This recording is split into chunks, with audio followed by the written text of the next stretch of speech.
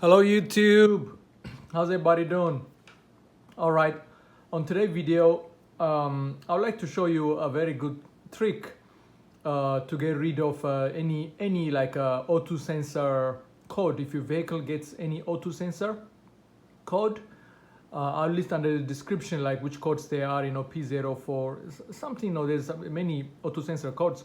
My case, it happened to me a few times because at one point my catalytic converter was stolen, so we got aftermarket and installed aftermarket one, and then we drove the vehicle for about 1500 miles. It was okay, no check engine light. After that, through a check engine light code, and then I checked, and then it's an O2 sensor. Okay, I guess we just have to replace O2 sensor. So I got an O2 sensor and I replaced O2 sensor, and then drive around. After 40 miles, same check engine light came back. So what I found is there is something called spark plug foulers. Yeah, spark plug foulers. You can just go to your local. I got it from AutoZone, for like $10. There's spark plug foulers. I'll list on the description. They really help. So how you do that is basically you get the spark plug foulers, and the whole goal is to put it to put them in, to screw them inside the O2 sensor, basically to screw them here. But they're not just gonna screw directly because they're not made for O2 sensors, so you have to drill them. It comes in a 2-pack, so you have to drill one of them with a 1/2-inch drill. Yeah, with a 1/2-inch drill, you have to completely drill them out. I'm talking about the spark plug foulers. I don't have a sample I can show you, but when you get it, you'll know they come in a 2-pack, and then all you have to do is just drill one of them, so that you can, once you drill them with a 1/2-inch drill bit, they will screw. There's many videos I'll show you that, but they will screw to this O2 sensor. They will nicely screw, but you definitely have to drill it with a half an inch drill, and that's not easy to drill them out to with a 1/2-inch drill, and to make them completely empty inside, so that the whatever the inside that need to be drilled out will fit through here, and then they have already a thread that will screw to here. But that's not easy. So before you do that, I recommend, if you don't have like a vise, definitely you need a vise. So I get this vise from where is this? Harbor Freight. It's the cheapest vise you can get. It's a suction one, $20. Definitely you need this, and you can put it on a metal surface, and then the suction, make it wet in the bottom, and then the suction will really help you. And then you can put the spark plug foulers in here. Then you can drill from top. So another technique is when you drill don't just start with 1/2-inch drill, because they are not easy. You have to start whichever, get your drill set. You definitely need to have a drill set, and then start from whichever drill set could whichever size could barely pass through the spark plug foulers, like not really but could barely pass through the spark plug foulers, not like just a little bit. You start from the smaller one like that, so you drill that, and then make sure it goes through in, and then you go the next one, you go the next bigger size, so you just go step by step to all the way to 1/2 inch. Then finally the 1/2-inch drill bit will completely will go through in. But that's not easy. It will take you, it took me, if you don't have that, especially that fancy drill with a powerful drill, if you're just using a regular electric drill, it will take you a while, but you just have to be patient, and it will get really hot. So definitely have a bowl, like a bowl of oil, or like some kind of vegetable oil, that you can squirt on the drill bit, also on the spark plug foulers. Also have a cold water to spray, because it gets hot, so you have to cool it down once whenever you see smoke coming.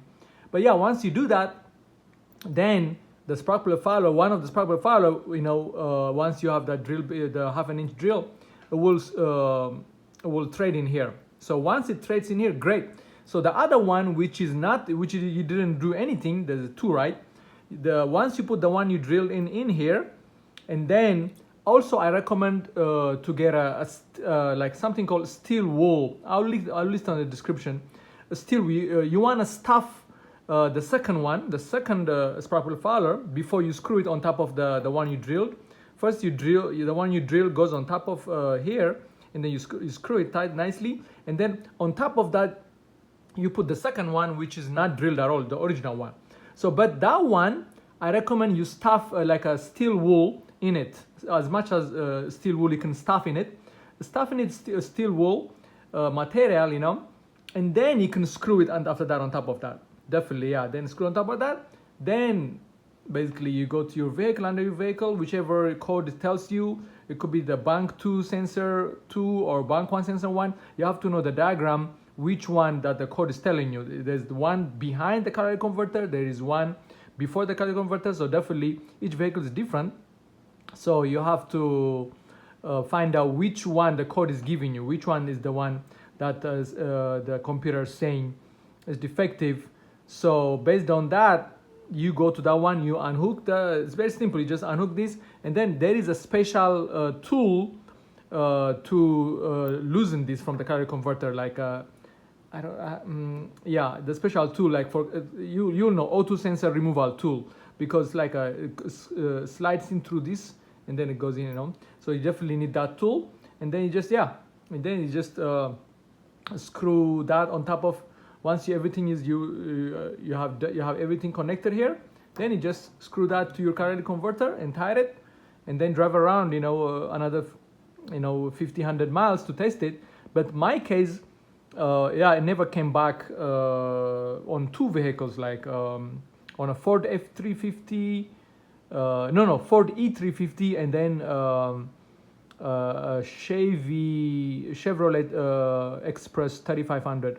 That's my case. Yeah, I never came back, because as long as your catalytic converter is okay, you know. But if your catalytic converter is old and is clogged in and it needs to be replaced, this is not going to get you that far. Maybe, you know, it will come back after a couple hundred miles. But if your catalytic converter is new or aftermarket, you know, because you saved like a couple $1,000 from buying a new one, right? Aftermarket, you know, I mean, not every car, but every car is different. But you can save up to a couple $1,000 by not buying brand new one from a dealer, or, you know, a few $100. It depends on the vehicle.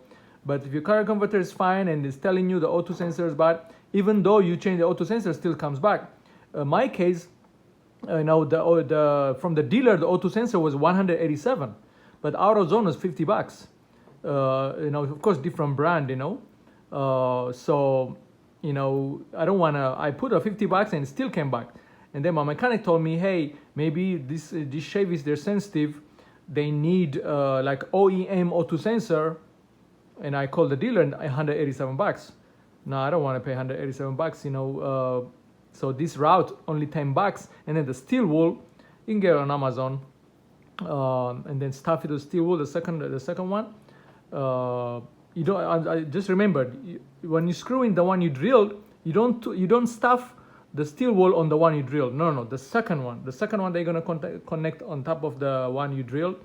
In between there, yeah, that's when you stuff the second one, the second spark plug fowler, and then you plug it in, and then it's ready to, you know. Then it's not gonna come back. I did that for my friend, and she drove like 10,000 miles, 20,000 miles, never came back. So this really a best way to get rid of this, because I'll list the codes, those O2 sensor codes, you know, under the description. Hope this helps. All right, be safe, everyone.